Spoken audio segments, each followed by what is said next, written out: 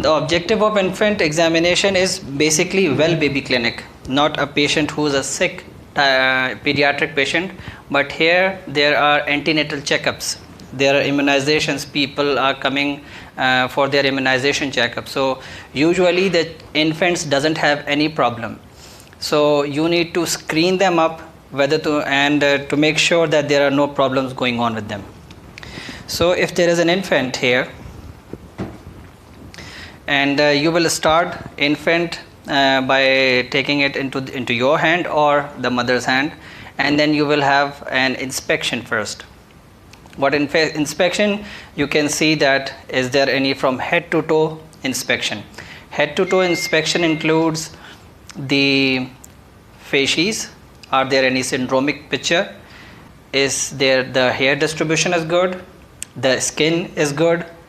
The eye contact is good? The child is fixing his eyes or her eyes? Is there any deformities that you could think of? Are there any low-lying ear sets that are there? So any syndromic picture which is resembling to Down syndrome or a Klinefelter syndrome, just as a common abnormalities. And you also need to see the head, the forehead for the frontal bossing. This is frontal bossing is found in which disease? Frontal bossing. Rickets, vitamin D deficiency. Okay, and then you see are there any abnormalities in the eyes? Are there any abnormalities in the nose or the mouth? Just as an inspection. Is the baby is playful? Is smiling?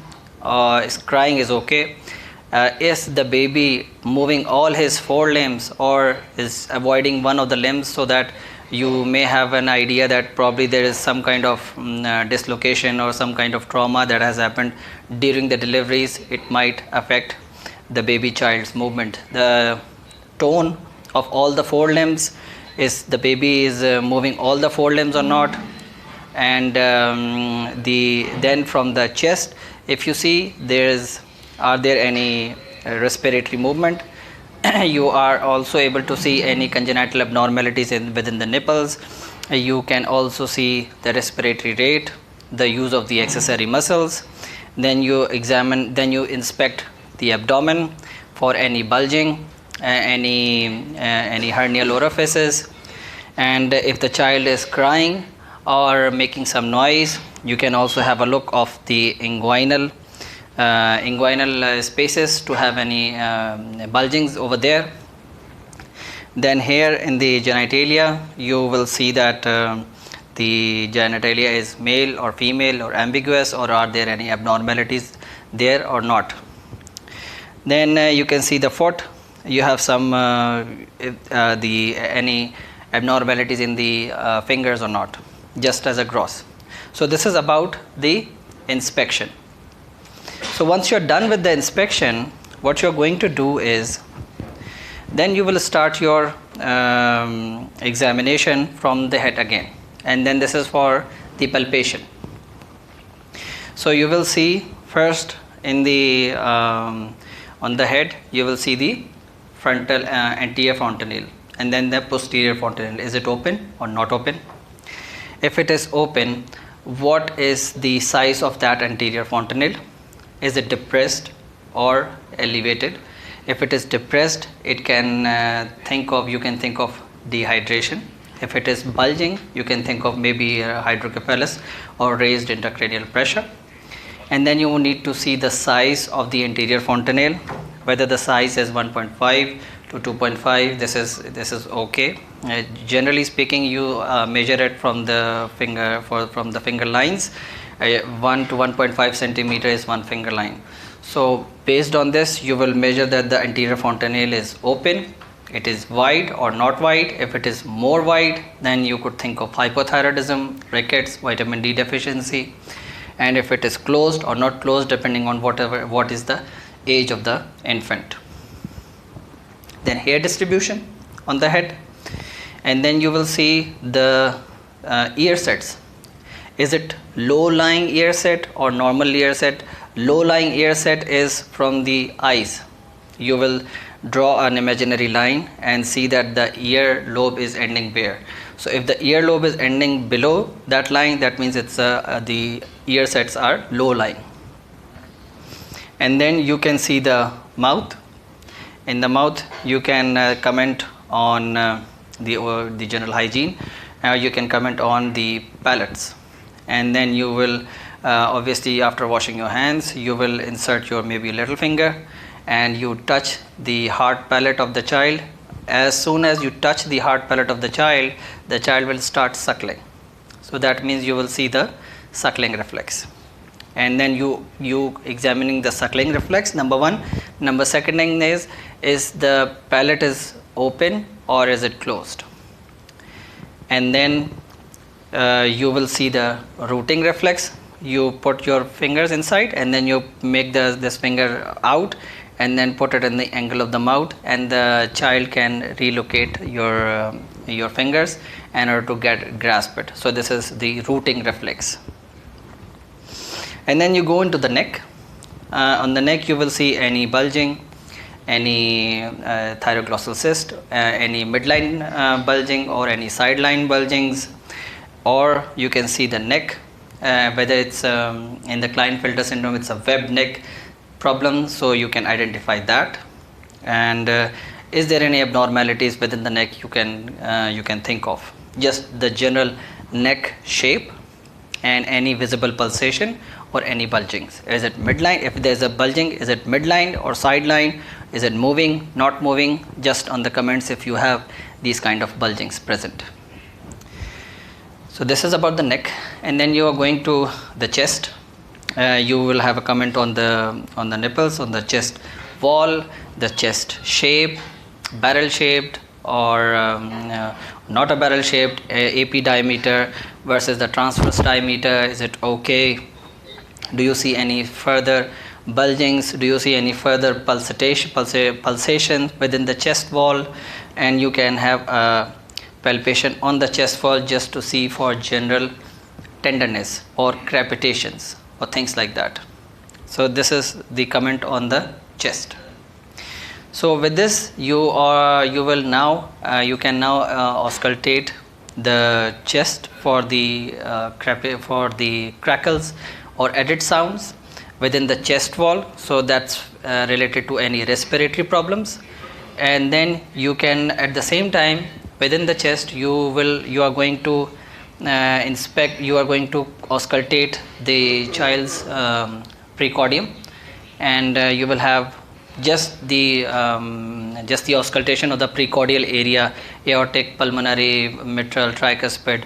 So you will have an idea that whether this infant has any added sounds or not. So you are just remember that you are not doing a very extensive focused systemic examination, but you are doing it just for the sake of screening. So as you notice that we are not going to each of the detailed components of the cardiovascular system and the chest system. We are doing head to toe examination in order to screen any abnormality. So in the chest you do auscultation, palpation. In the CVS you are just required to do precordium. Up in the eyes, what we have forgotten is the eye shape, eyes color, and then there is a thing called red reflex. If you have for instance this is the ophthalmoscope, you will just throw a light on both of the eyes, that the red eye reflex. For the red eye reflex you will find out that the red eye reflex is present or red eye reflex is not present. If the red eye reflex is not present, it is a problem of congenital cataract or retinoblastoma. Okay, now with the eyes we are done. Just have an external morphology comments on the ears. You don't usually check the ear with the otoscopes in infants. If there are indication, then you can. Done with the chest, then you can have comment on the upper limbs, the shoulder. Are there any bulgings or dislocations? And then you can see elbows, the joints are good. Wrist, the joints are good or not. Fingers, 5 fingers are present or 4 fingers are present, or some fusions. Some comments on the nails, some comments on the palms for palmar creases for Down syndromes, just crossly speaking. And yes, for the wrist, we are also concerned about the wrist widening. So whenever you do the wrist widening, you will with the child, you will move your hand, and on the wrist you will find out that there are bulging. The wrist is widening at the joint. So this is wrist widening. So wrist widening is suggestive of vitamin D deficiency again. So we have screened for 2 signs of vitamin D deficiency. One is the wrist widening and the other is the frontal bossing. So once you are done with the upper limb, chest, and you will move to the abdomen. And abdomen, obviously on inspection we have already said about the bulging, about the umbilical shape, about the hernial orifices, and then you will do some palpation, general palpation of the abdomen, the whole abdomen palpation. And then, is there any mass, is there any tenderness, or is there any guarding, and you can check for just liver, or have a comment on spleen, or just the general 1 or 2 checking for the visceromegalies grossly.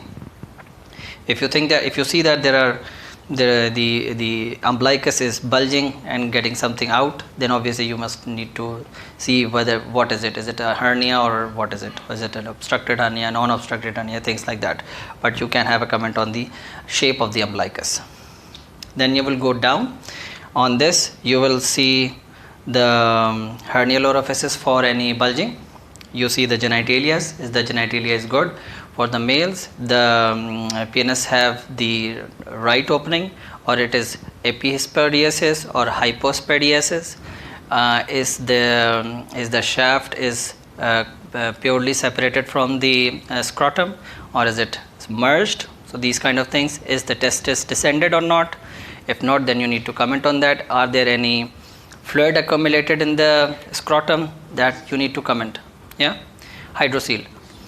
If the female is there, then you will have a comment on the gross vaginal orifices. Is it open or not, closed or small, or are there any other specific bulgings that you may want to have a comment.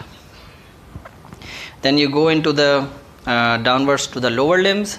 You will see that the child is moving the limbs. And for the hip joint, now you are in the inguinal region. You do the genitaliar examination. After that, you also have a comment on the femoral vessels or pulses in the inguinal area. And then you will do a test called developmental dysplasia of the hip joint, DDH. So this is how you're going to do it. You with the one hand and with the thumb, you put the thumb on the knee joint, you put the index finger on the hip joint, you flex it, and then you abduct it and externally rotate it. And now you will again reflex it, internally rotate it, adduct it, and extend it. So while you are doing this, you are actually manually dislocating the joint. So if there is a click, then obviously there is a dislocation.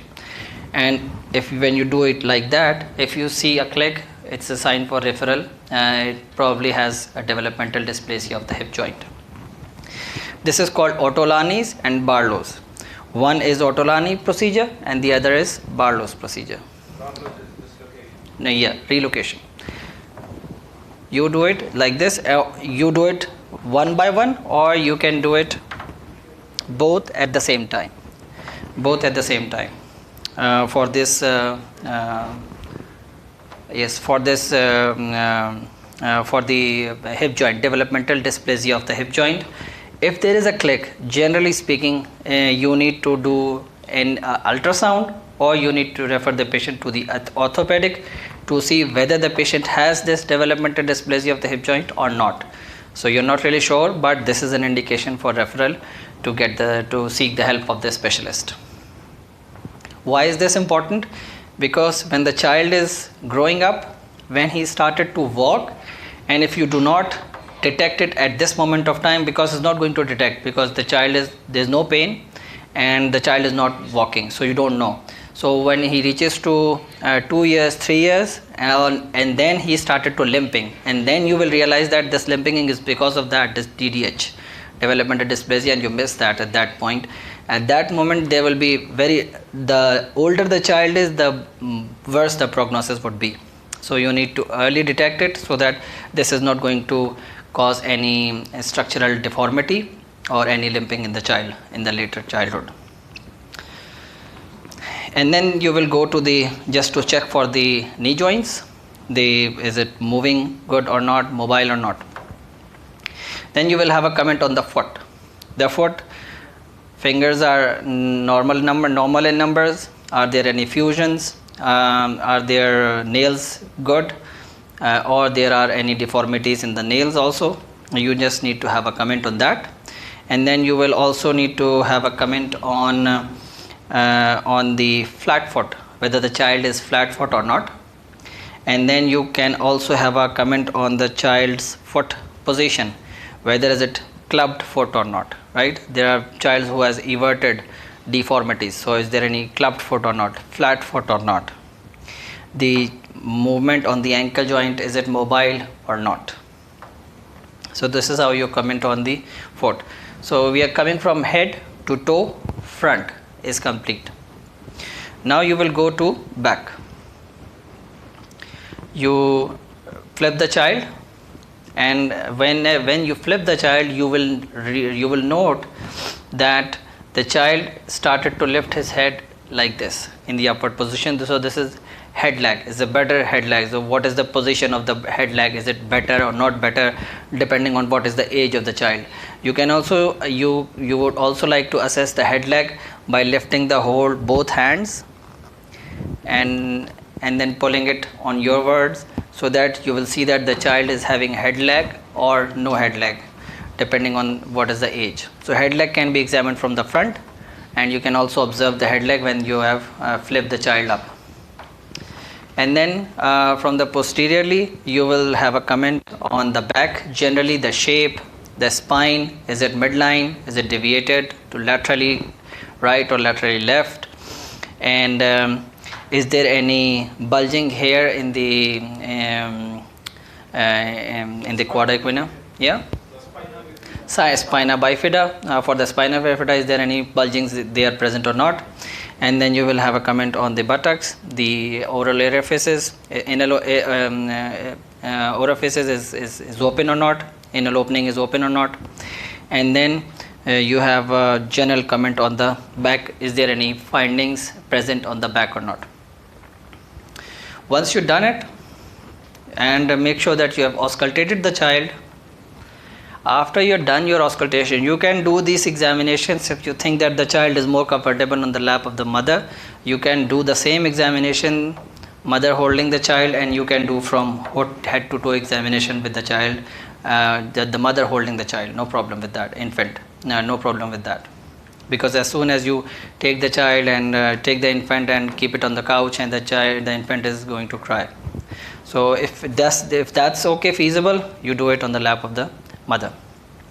After you're done with your examination, and make sure that you auscultate the chest for the CVS and for the chest examination, maybe on the lap of the mother, because the infant is going to cry.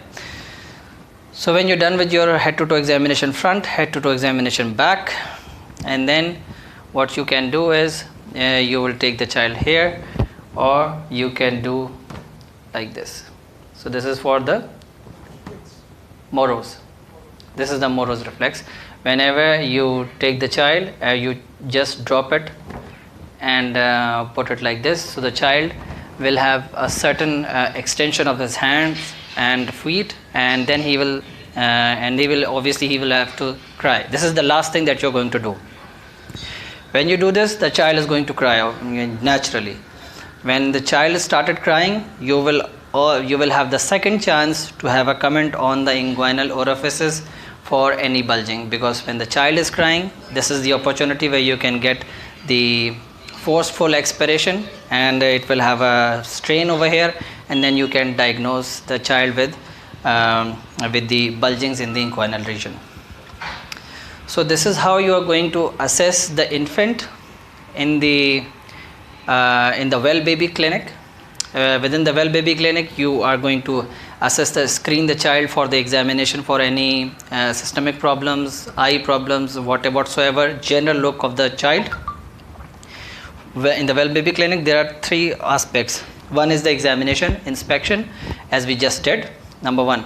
Number second thing is, what is the status of the immunization? Is it up to date, not up to date, missed, partially missed? How are you going to assess for the immunizations? We will discuss later on.